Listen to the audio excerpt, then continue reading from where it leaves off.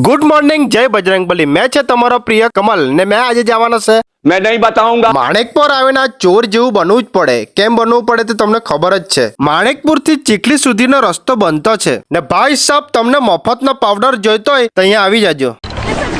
गाड़ी चलाते हैं आप। अरे हम नहीं चला रहे हैं, साला रोड ही बवासीर है। ને આ છે સુતેલા હનુમાન દાદાજીનું મંદિર ને આજે તો મારા સાથે કઈ અલગ જ વસ્તુ થઈ ગયો। જ્યારે મેં ચીખલી બાજુ જામ ત્યારે આ મંદિર જોઈને મને વિચાર આવે કે આ દર્શન કરવા જવું છે પણ કઈ ને કઈ કારણમાંથી જાવતું જ નહીં હતું ને આજે એવો ચમત્કાર થયો કે તે જ રસ્તા પર મેં જાતો હતો ને તે જ સમયે વરસાદ ચાલુ થઈ ગયો ને ત્યાં હનુમાનજીનું મંદિર ને આજે મને એવો અનુભવ થયો કે દાદાજી મને સામેથી બોલાવતા હતા ને એવું લાગ્યું મને ને આજે તો ભાઈ સાહેબ વાર હો શનિવાર, આજે તો બજરંગબલી નો દિવસ। આજે તો ભાઈ લોકો તમારે કોમેન્ટમાં લખવું જ પડે જય બજરંગબલી એમ તો લખી દેજો પ્લીઝ। ને અહીંયા એક જ ભગવાનની મૂર્તિ નથી, બીજા ભગવાનની પણ મૂર્તિઓ છે। મા બાપને ભૂલશો નહીં। અહીંયા ગણેશજીની મૂર્તિ છે, શનિદેવજીની મૂર્તિ છે ને આપણે ભોલેનાથની શિવલિંગ પણ છે। તો તમે પણ આવજો ભક્તિના ભાવથી ને એનું લોકેશન છે ચીખલી વાસદાવાળા રોડ બામણવેલ ગામમાં। પછી અમે નીકળી ગયા ચાલુહાટ अबे साले અને આખરા સાલુહાટના બલવાડા।